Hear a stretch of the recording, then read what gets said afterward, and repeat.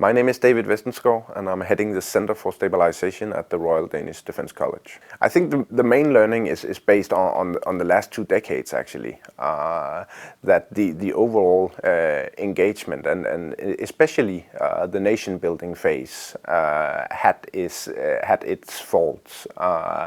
Building a system so heavily dependent on Western aid turned out to be a heavy mistake, and the consequence of that was what we saw this summer: a chaotic withdrawal and a system collapse. No, not at all. And I also think that Afghanistan was perhaps the first, but most likely also the only case where this ambitious approach was pursued. So engaging in a massive rebuilding in a country where you do not have any system, and you do not have the structures in place. I mean, it can only turn out as it turned out, and I think especially the Western approach, that the more money we put into something, the better result we'll get, is probably the best learning that we have. That is not the case. I think that we were required to enter Afghanistan. It's also important to remember the historical context. I mean, 9/11 called for an answer, and also in the wake of enduring freedom, you had removed the entire state system. You removed the Taliban regime. So there was a call also to try to build up a nation. I think the main problem was that the approach was way too ambitious, and that the regional context was never taken into consideration. I think over all the 20 years, the approach to Afghanistan was national. Mm-hmm. So the West sought to solve Afghanistan in a national context, and they simply forgot the regional context. It depends on the level of ambition. If the ambition is to build a Europe-like democracy, then I think that the lesson is that cannot be done. At least it cannot be done in a relatively short time period, as 20 years is in such a context. But I wouldn't say that this means that the West should or even will disengage from conflict areas in the Middle East. I think that now, as well as in the future, we will see an approach from the West focused on engagement rather than solving conflicts. I think that the main factors that directed this chaotic withdrawal was based on actually the election already in 2014.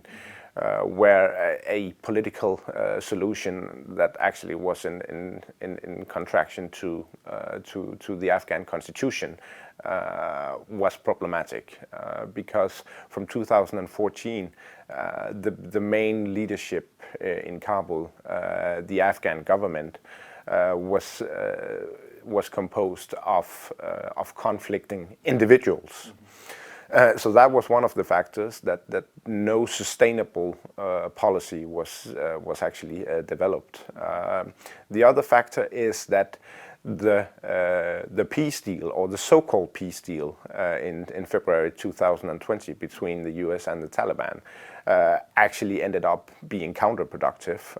A deal made without the Afghan government, and a deal that focused on withdrawal as a sole driver, and the reason for that deal was that the main priority from a US point of view and a Taliban point of view was the same, to get the US and Western soldiers out of Afghanistan. But by excluding the Afghan system, I would also say that I viewed this as the final nail in the coffin, so to speak, that the West actually gave up on the system that it had tried to build through 2 decades. I think that many Western countries was very well aware of where this development in Afghanistan was heading. I think that one thing that should or could have been done differently would have been a continued military presence while you reformed the system in a more sustainable manner.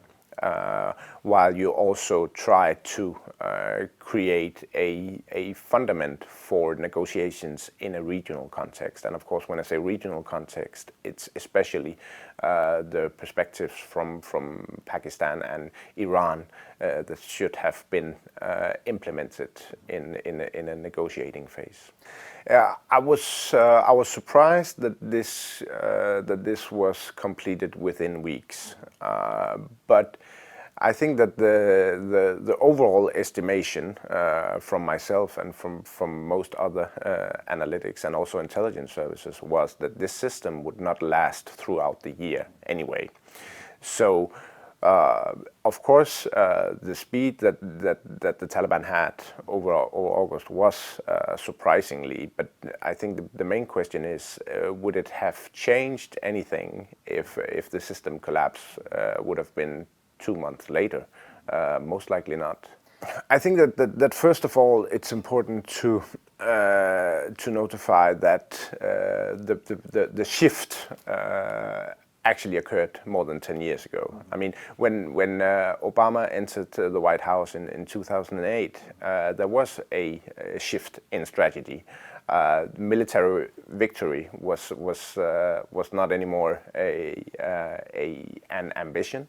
The focus was on capacity building and the democratic approach to building Afghanistan as a model democracy was actually abandoned already at that time.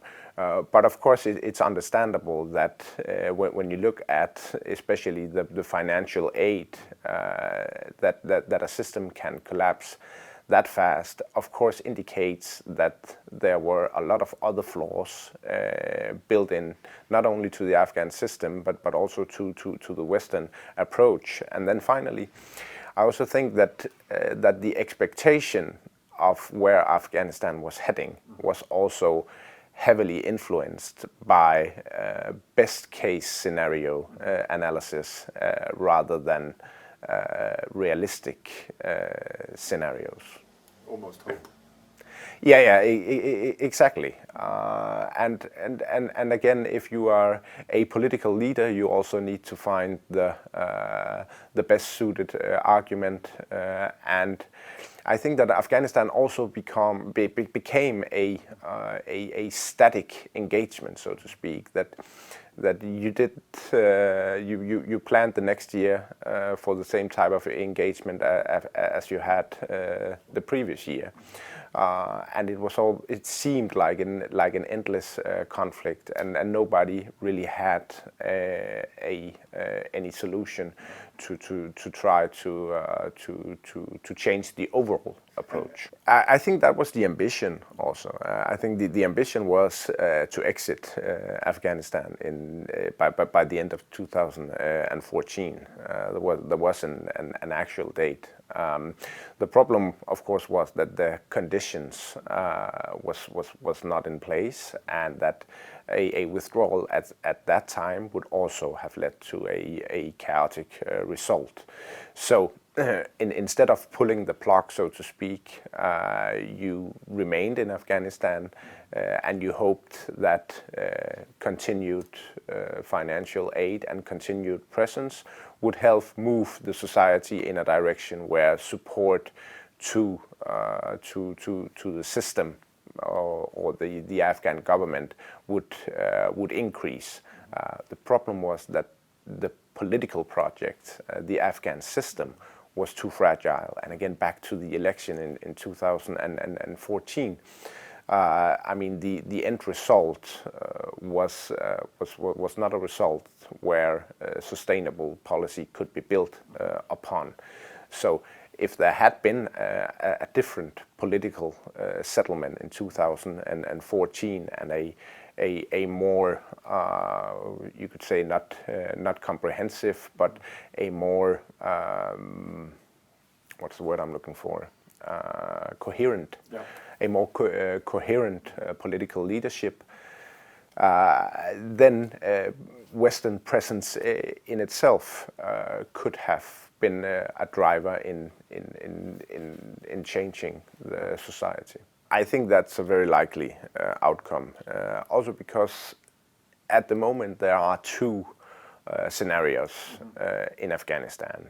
One is the present scenario where we have a Taliban emirate, and the problem in that scenario is that the Taliban, when they took power, they also took over responsibility. They also they were giving the responsibility of a state budget and that state budget is non-existent at the moment.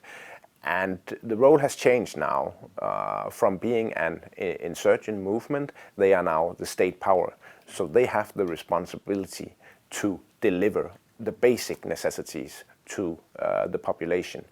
And they don't have the resources, they don't have the money to make these deliveries. So the population will, of course, turn their anger against the Taliban.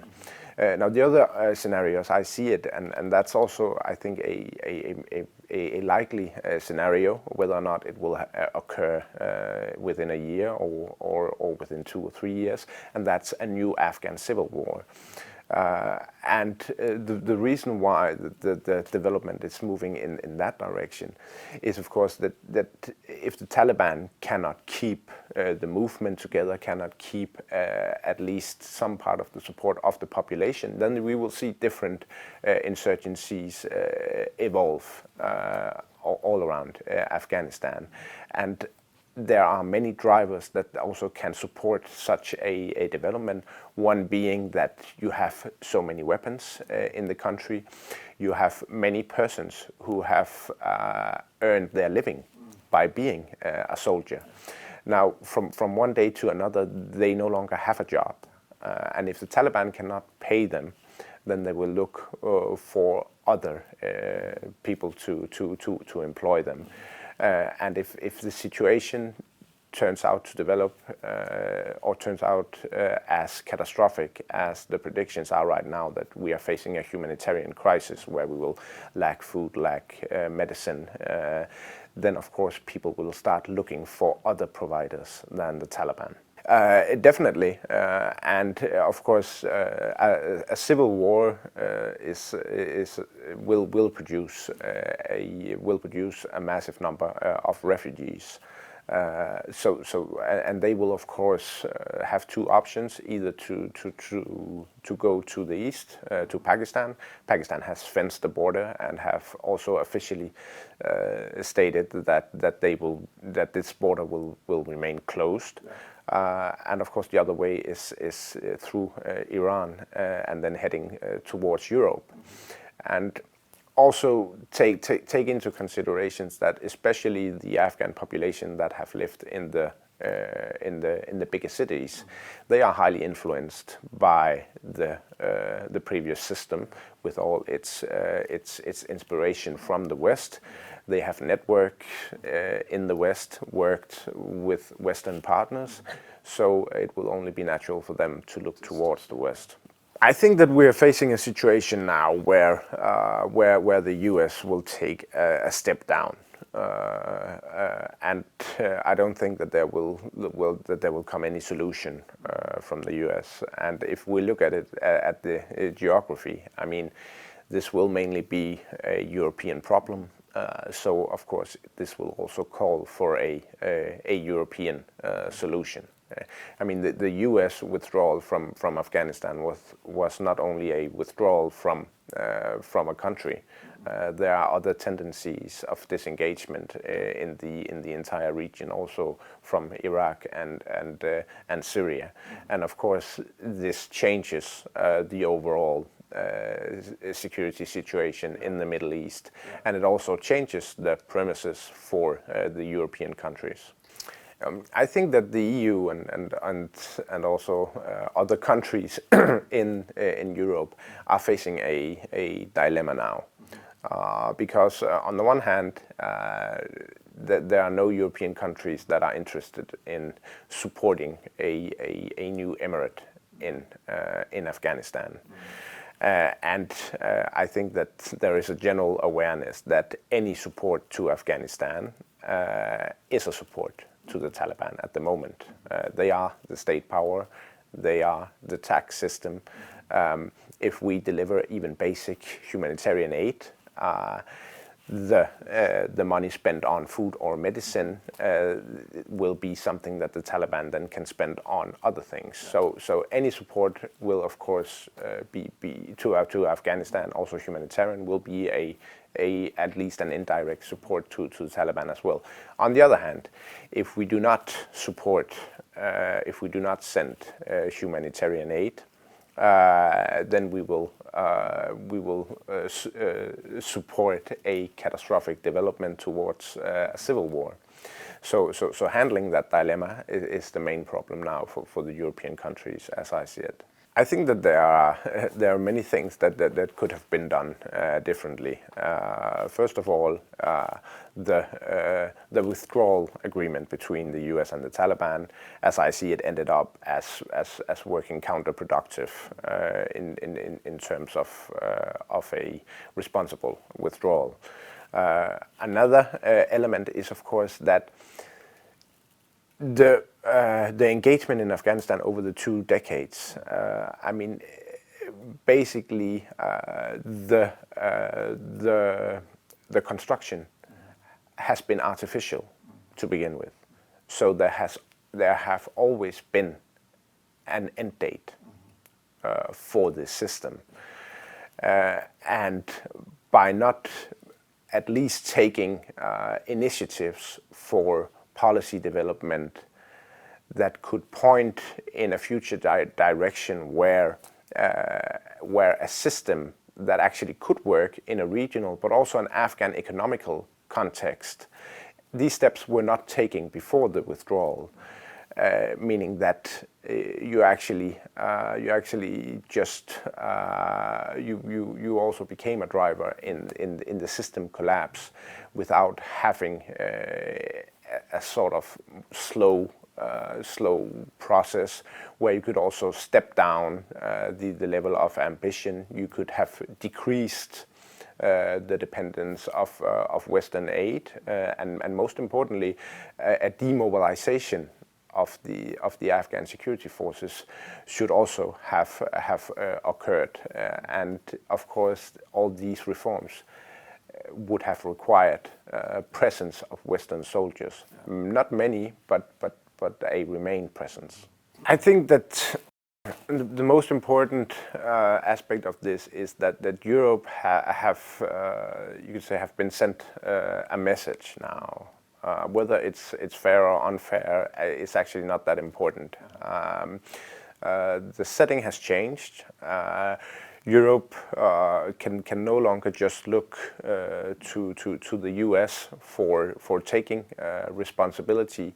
So you could say that in many terms the US withdrawal from Afghanistan are also forcing the EU and the other European countries to develop a new strategy for handling the Middle East. Of course, there will still be a strong alliance and partnership with the US, but the initiatives, the focal point for the initiative is changing. So this is causing most problem for Europe. It will also have to be Europe that will have to take initiative for a possible solution. The EU definitely need to step up, both in terms of security, but of course also border control, and most likely also in terms of a more coherent global strategy. I mean, how this is handled. I mean, Afghanistan will pose as one problem, but there will also be pressure from other sides of the world, from the Sahel region in Africa and other places around Europe. Definitely. So pressure will increase on Europe, and of course, this pressure calls for calls for European cooperation. I mean that's left for the politicians to decide. I mean, there's a saying in security politics or policies that there are no good solutions. You need to be able to identify the lesser evil solution. And I think Europe is left in that situation now, and all decisions, of course, has consequences. So whether or not it will be fencing or increased border control or increased engagement in conflict areas, that's of course a political question. But I think that the most important thing is that this needs to be a joint solution. It needs to be a joint approach to how these conflicts and challenges are approached onwards. And I mean, from my perspective, disengaging from conflict areas will not promote a more stable Europe, as I see it. I think that, I mean, no matter what solution or what approach that the EU pursues, I think that the common denominator will be that it is a joint approach, a joint solution. Because if it's only a solution where part of Europe can see an interest in this, then it will not work. So problems and challenges of the kind that Europe is facing in the future calls for a stronger integration and stronger cooperation. If you want to be able to handle these challenges. I don't know if there is, most likely there will be a lot of politicians casting blame away from themselves. I mean, that's just how it is in politics. But again, if it doesn't really matter. I mean, you can continue to talk on blame for a long time. Were there many European countries who would have preferred a longer US presence in Afghanistan? Most likely, yes. Would the European countries have preferred a more responsible withdrawal? Most likely, yes. Would the European countries have preferred a negotiated solution between the Afghan system and the Taliban instead of a system collapse and a Taliban military victory? For sure. I mean, if we look at it in a context of Afghanistan, I think that that continued engagement, not necessarily in Afghanistan, but in the region, is crucial, definitely crucial, and also a different approach to what the West's role is in stabilization. What is the West's role in solving conflicts, and this approach of looking at conflicts in national context have been counterproductive. So if we take the case of Afghanistan, then if we look at it in a regional context, then of course that working with Afghanistan neighbors becomes crucial if you want to affect stability in Afghanistan itself. Yeah. the political solution for Afghanistan, the reason that it hasn't worked for 2 decades is, of course, that this solution was not developed with the region's best interests in mind. So you looked at Afghanistan as a national problem, you created a national solution, but in that process you stepped over a variety of Iranian and Pakistani red lines, and of course they then took other den skal vi skulle lige have formuleret skarpt, den der. Ja. I think first of all it's important that we remain engaged in the conflict areas, and then that we will remain a presence also in the conflict areas, but on a different, we need to have a different approach. You could say the more value-based approach with promoting a democratic development will have to take a step back. We will have to engage, as I see it, on the premises of the conflict areas, whether that is tribe structures or other types of society structures. We cannot simply remove those structures and replace them with a Western system that has been built up over several hundred years. So we need to engage in the regions, also in order to obtain knowledge, to keep track of the development, and of course also to create the premises for cooperating with the structures and the system in the conflicts area on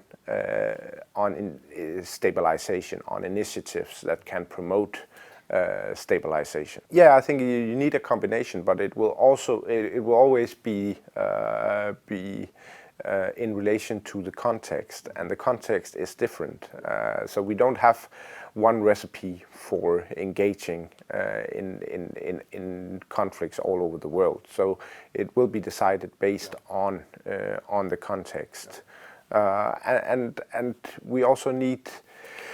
I think that the West will also evaluate how to measure the output of these engagement, and in that relation, I think that violence reduction will play a more crucial role onwards. That the engagement will be assessed based on how it is promoting a violence reduction. I think that is very difficult for the time being. I mean, if Taliban was a strong, coherent movement that had one political leader, and that deals made with that political leader could be implemented throughout the whole society, then of course it would be necessary to engage in talks. But we still need to see whether or not the Taliban at all is a coherent movement. Will the Taliban be able to keep the movement together? Will they be able to unite the more moderate politicians from Doha that think that, and they think that the victory in Afghanistan have been a negotiated victory? Will they be able to unite that part of the movement with the present leadership of the movement, the Haqqani network, the Pashtun militias groups that have fought over the last 2 decades and think that this has been a military victory? Will they be able to unite those two different positions within the movement, and all what is in between, also all the criminal networks, the local warlords that have contributed to the system breakdown, and I'm not so sure that is possible. So I think the best approach now toward having some kind of influence in Afghanistan and to create better conditions for the population will be to go through to other countries in the region in order to have some kind of sustainable aid.